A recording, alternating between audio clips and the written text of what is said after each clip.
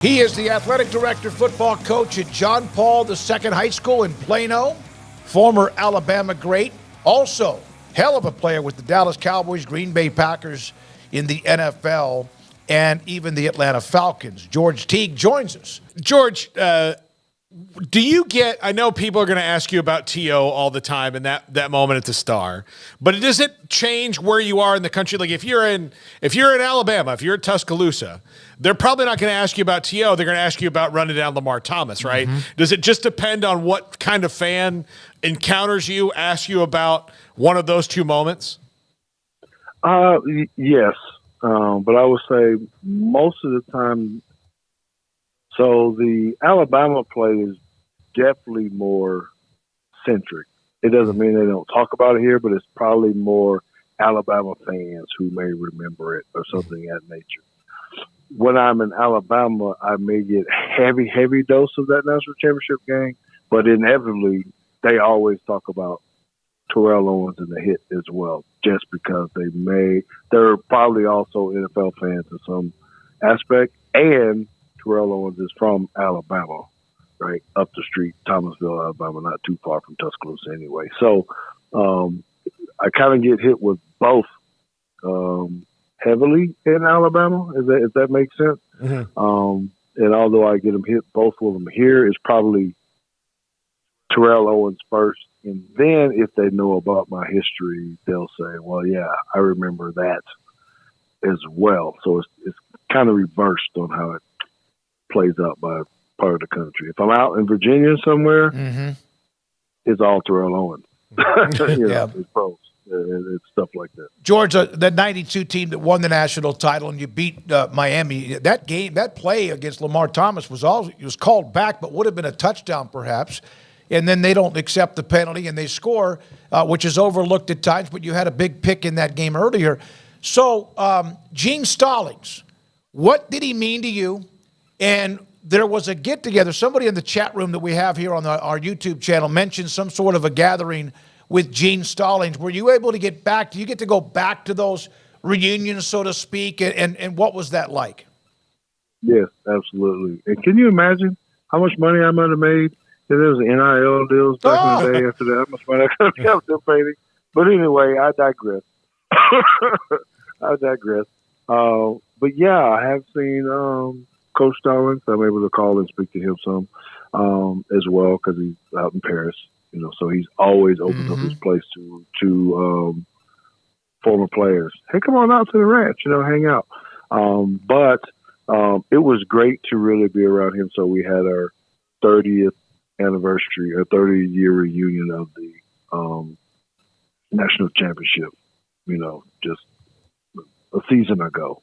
And we were all there. And it was really good to see him. And he and I are pretty, I'm going to say close in the sense that, he was a good secondary father figure to me, asking about the wife, about the kids and everything else. And he's always been that type of guy. So I got to be around him, and I was almost an ambassador with it from the team because he's so stubborn right now. Now he has that old man stubbornness too, right? He don't want to sit down, and everybody knows he needs to sit down.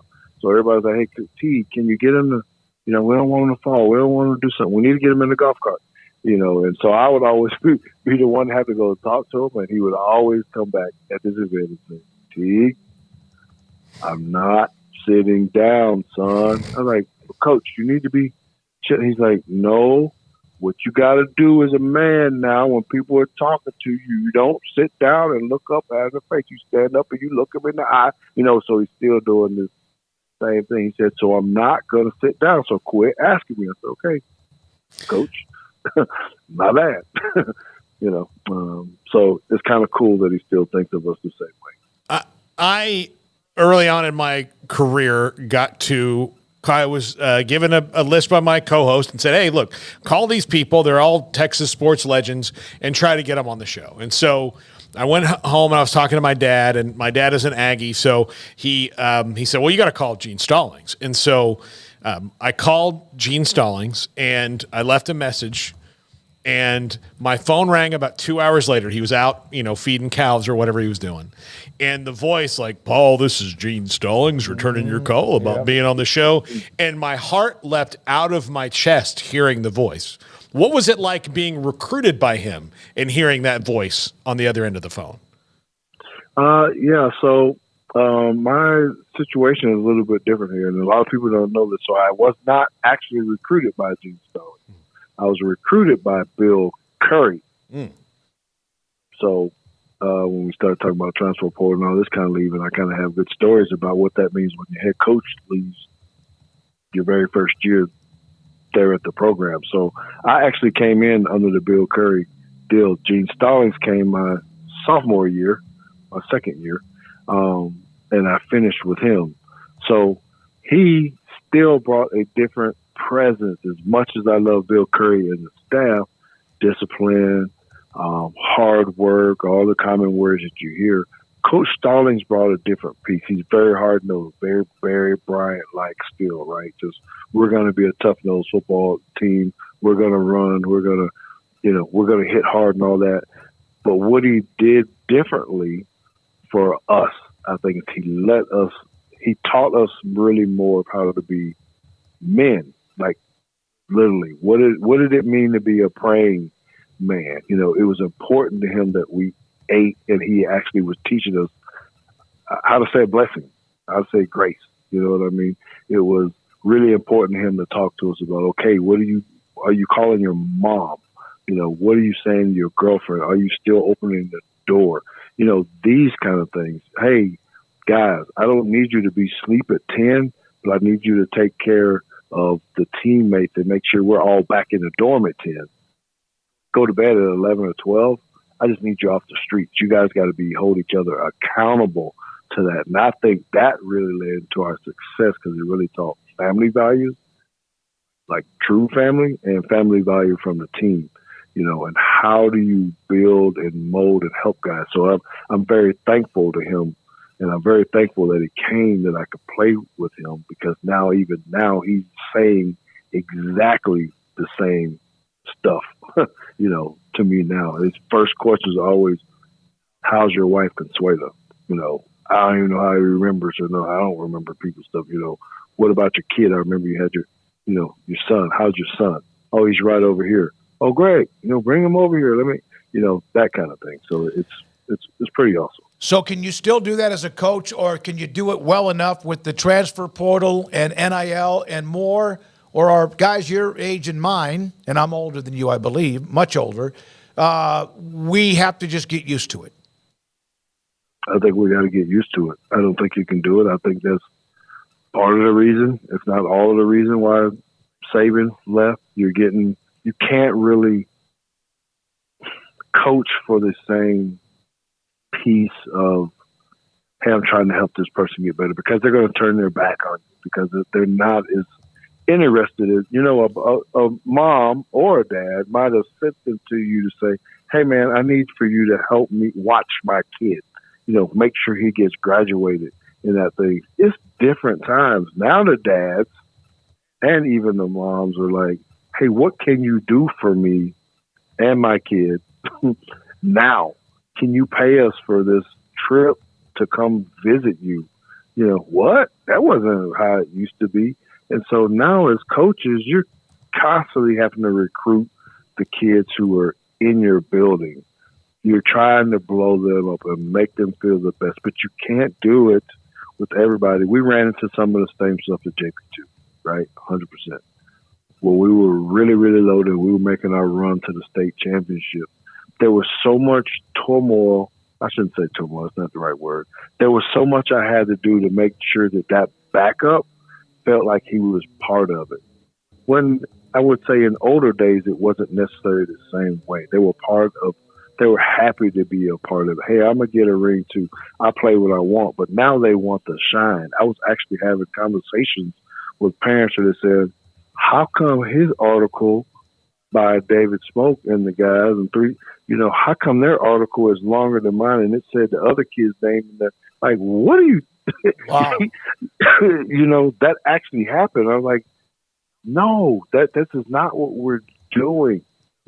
The guy had a good game. He had 3 touchdowns or whatever. We don't have to talk about every single kid. That doesn't mean that you're not loved, So then they want to leave. Well, I can go over here. I can be the guy. I want the guy with the write up. I want the bigger check. It is extremely hard for coaches nowadays, even in high school, to be able to stay focused with, just trying to put the best product out there on the field. George, do you think Alabama made a good hire bringing in Kalen DeBoer? He's won literally everywhere he's been. I'm very supportive of the hire. I think it's a great thing to do. And, it takes power in the university to be able to go steal a coach that just came off of a national championship run as well. I think he's hiring well and all that. I do think he has a different hurdle because of the stuff we just talked about. Mm-hmm. Half the roster is going to look, wait a minute, I'm sorry, not even half the roster. More than half the roster is probably going to look different than it did last year. So that puts a very big challenge on Coach DeBoer to try to get the scholarship kids in, the portal in. It's another piece that he has to go work that is so much harder that maybe he expected it. I'm not sure.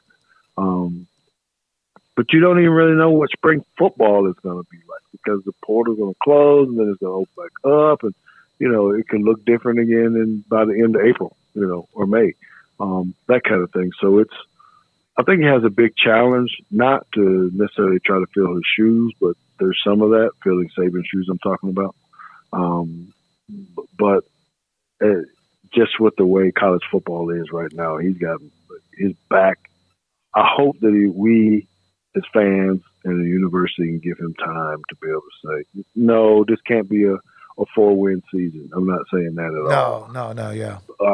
But if it's a 2-loss season, that's okay.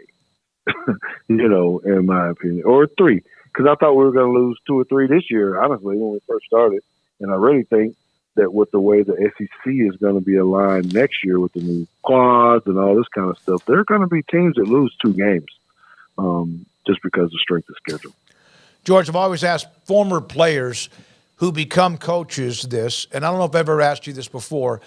Was it difficult initially because of how good you were when you played at Alabama high school and then also Alabama, then also in the NFL, to become a coach and be patient? No, absolutely not. Because I've been around some of my compadres who were, the same way, to have no patience and no stuff, and aren't really good high school coaches or college coaches. There are people that just can't relate. They can't even teach the information. So I think that's a bad myth. I think it helps for us to be able to understand, pain, tiredness, complexities of the game and that kind of stuff. But I think it takes a certain kind of mindset for you to be able to take something from out of your brain, put it on a whiteboard, and then get it to translate onto a field. That's hard to do. And it takes a person to do that. It just so happens that I think I get a small upper hand because I can say, hey, man, because I can ask, what, and they know I'm genuine. If this is confusing, you need to tell me this is doggone confusing. Because I remember when one time the coach was asking me, and I couldn't grasp it, and I need for you to tell me that if you can't grasp it, I'm okay with that because I know what that feels like in the game where my head's about to explode. Now I'm playing slow and then I'm crying at the end of the game and all that. That's not what I want. I need for you to open up and tell me, Coach, we're really, really tired today. We had tests, whatever. You killed us in the weight room.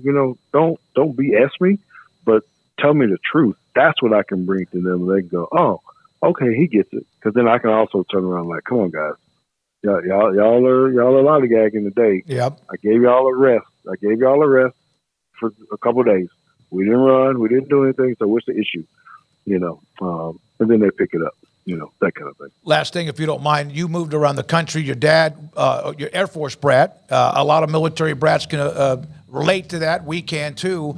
But you ended up in Montgomery. That's where you played high school football. How much Monday was Martin Luther King Day with the history of MLK and Montgomery? How much of that did you soak in when you lived in Montgomery? No, it's huge. It was huge. More than anywhere that I've been. I know they try to teach it in the books, history books, but living in Montgomery and being right in the heart of civil rights, movements, and 45 minutes from Selma, and the infamous bridge, and driving over it, is impeccable. And it was so different for me, guys. I know he's not asking me this, but if I could just say that it's so different living in Alabama, particularly in Montgomery and those areas where there's so much history like that. And in the 80s, when I was growing up there was still a lot of racial tension and division, so much so that I was on the first part of desegregation, where I was being bused from the black neighborhood to the white school, that kind of thing. So it was very prevalent to me about that. So growing up like that and understanding when you started talking about Martin Luther King and, the month of February and other things, it just hit a little bit different. Like, man, I was shielded from that, as you said, even on the base. I didn't know the full extent because I didn't care if the families were Mexican or Asian or white or whatever. We just knew Dad never going to go up and go march or fly the plane or do whatever, stuff they were going to do. And we played together in the barracks or right in the yard. It's a true melting pot. And I absolutely love that. I'm thankful for that. I'm thankful to have grown up a brat. But I did get a culture shock when I moved to Alabama. And it's my first time off base, and I had to deal with racial tension for the first time in my life. I agree with you. Living in all sorts of different places on base or right off the base, and the melting pot is a perfect way to put it. As growing up as a military brat, you didn't even sometimes realize it, that a lot of that was out there. No matter if in Japan or in Alabama or Kansas or whatever. George, love you, man. Tell everybody where they can get whatever you do. You mentioned CBS. Obviously, you're coaching in Plano. Anything else you want to promote what you do? I know the podcast that you do as well. Man, our podcast is really taking strides, and there's one thing I would ask everybody to do. You guys can find me on Twitter and Instagram at Teague Football. This would be great, but since you're watching this on YouTube, go ahead and go on over to Teague's Take Podcast. Teague's Take Podcast on YouTube. And we really hit Alabama football and college football very hard, even so much so that we actually do film breakdown. So I think people will actually love to be able to see, and we try to teach like coaches because my son is a defensive coordinator as well. So we're always trying to give people the tidbits on really what they're looking at. Just don't be a, what do you call them? The armchair the armchair quarterback. Yeah. Don't do that. Come listen to Teague's Take, and we'll tell you exactly what's happening and have the evidence on film to back it up. Thank you, buddy. Appreciate you. I consider you a tremendous friend. Appreciate what you do, what you did, and what you will do in the future. George Teague,